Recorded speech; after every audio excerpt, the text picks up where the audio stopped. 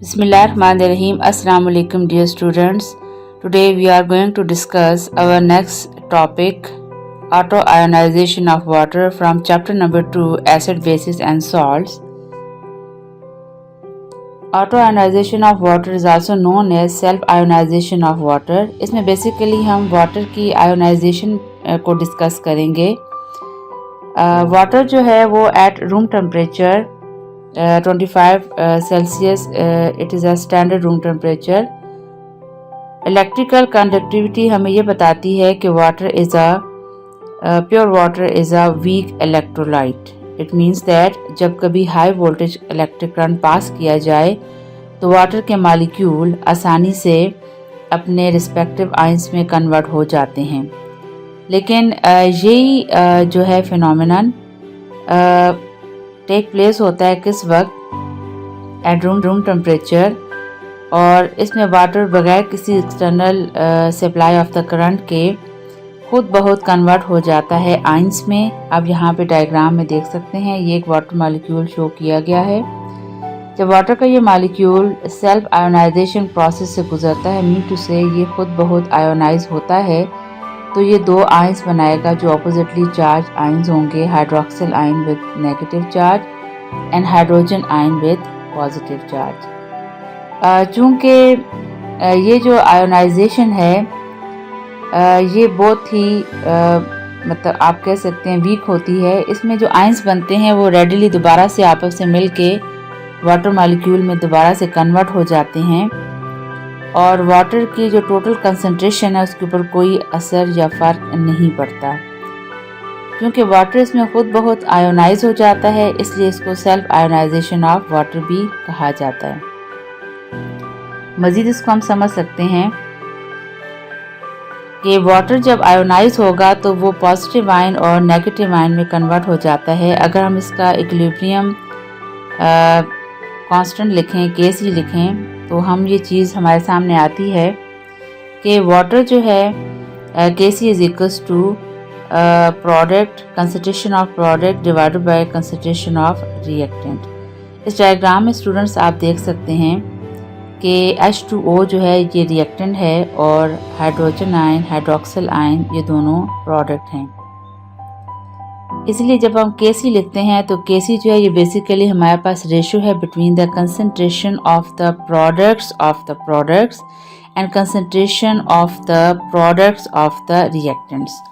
तो प्रोडक्ट जो है हमारे पास हाइड्रोजन हाइड्रोक्सिल आयन है, इसीलिए ये नोमिनेटर में लिखे जाएंगे और डिनोमिनेटर में वाटर का मॉलिक्यूल लिखा जाएगा.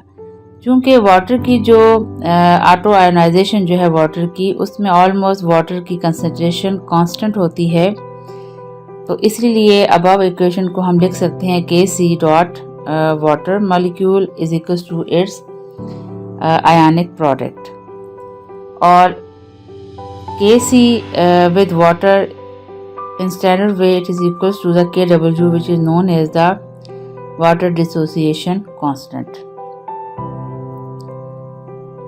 नेक्स्ट हम देखते हैं ये Kw जो है ये इसकी इक्वल कैसे हुआ. Kw is basically stands for water dissociation constant, और एक्सपेरिमेंट ये भी शो करते हैं कि जो product of concentration of hydrogen ion and hydroxyl ion होते हैं ये हमेशा 1 मल्टीप्लाई बाय 10⁻⁻14 मोल पर क्यूबिक डेसीमीटर के इक्वल होते हैं एट 25 डिग्री सेल्सियस. इसका मतलब क्या हुआ, What is meant by 1 10⁻⁻14? इसका मतलब ये हुआ कि वाटर को हम न्यूट्रल सब्सटेंस कहते हैं, ठीक है, और water is a combination of hydrogen ion and hydroxyl ion. Hydrogen ion जो है वो एसिड को शो करता है और हाइड्रोक्सिल आयन बेसिक को शो करता है. एसिड बेसिस के चूँकि हमने कॉन्सेप्ट्स को डीपली स्टडी किया है, तो ऐसे तमाम कंपाउंड जो कि हाइड्रोजन आयन प्रोड्यूस करेंगे ऑन डिसोसिएशन इन वाटर, उनको हम एसिड कंसिडर करते हैं, और ऐसे तमाम compound which will produces hydroxyl ion on dissociation in water in aqueous solution they will be consider as a base. अब स्टूडेंट्स, वाटर में hydrogen ion hydroxyl ion equal होते हैं, ठीक है, इसीलिए वाटर को हम न्यूट्रल पॉइंट पे 7 कहते हैं। इसकी पीएच जो है वो 7 है। पीएच बेसिकली वो मेजरमेंट है हमारे पास, वो स्केल है जिससे हम मेजर करते हैं कि कोई एसिड कितना स्ट्रॉन्ग या वीक एसिड है और कोई बेस कितना स्ट्रॉन्ग या वीक बेस है। लेकिन जब hydrogen ion hydroxyl ion concentration के इक्वल हो जाए तो वो जो पॉइंट है उसको हम 7 कंसिडर करते हैं, और 7 पे ऑलमोस्ट वो हमारे पास कंपाउंड्स होते हैं जो कि न्यूट्रल होते हैं, ना ही वो एसिडिक होते हैं ना ही वो बेसिक होते हैं। इसीलिए प्योर वाटर को कंसिडर किया जाता है, it is consider as a neutral. तो अगर इसी पानी के अंदर कोई एसिड डाल दिया जाए तो कंसंट्रेशन किसकी ज़्यादा हो जाएगी? हाइड्रोजन आयन की, ठीक है। और अगर इसी पानी के अंदर कोई बेस डाल दिया जाए तो किसकी कंसंट्रेशन बढ़ जाएगी? हाइड्रोक्सिल आयन की। तो इसीलिए हाइड्रोजन और हाइड्रोक्सिल आयन ये एक दूसरे के लिए लाजिम है। जितने हाइड्रोजन आयन होंगे उतने हाइड्रोक्सिल आयन होंगे, ठीक है। और वाटर का एक मॉलिक्यूल जब डिसोसिएट हो जाता है तो फिर उसके लिए एक हाइड्रोजन आयन एक हाइड्रोक्सिल आयन के लिए लाजिम होता है, और दोनों दोबारा कंबाइन होकर वाटर में कन्वर्ट हो जाते हैं एट रूम टेम्परेचर, जिसके ऊपर वो आयोनाइज हुए थे। तो इसीलिए Kw is equal to hydrogen ion hydroxyl ion is equal to 10 power minus 14 mole पर cubic decimeter of the water at 25 Celsius.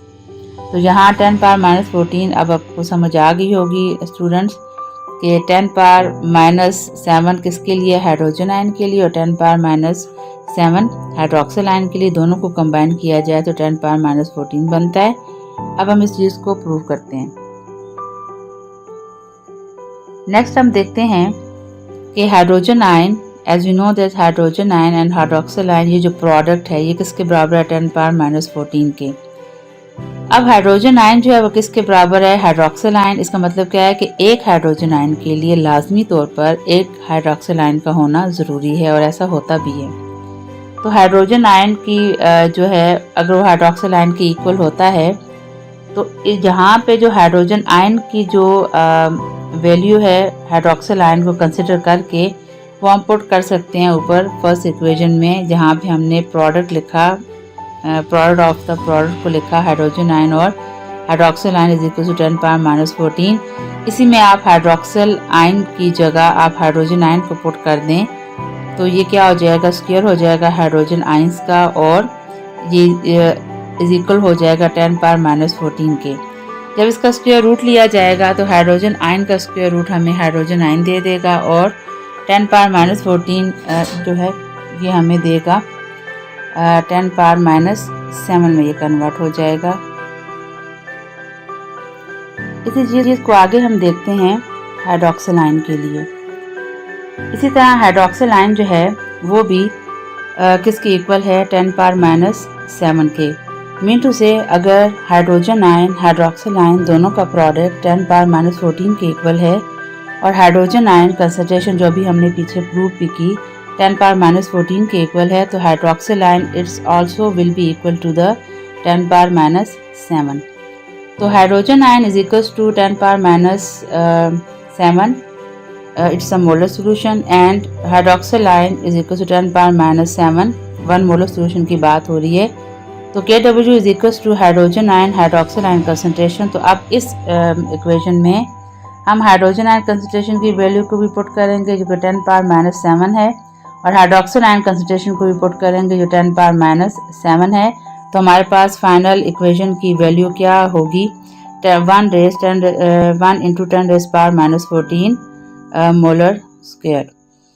I hope आपको समझ आ गई होगी, और इस चीज़ को दोबारा से भी आपने देख लेना है।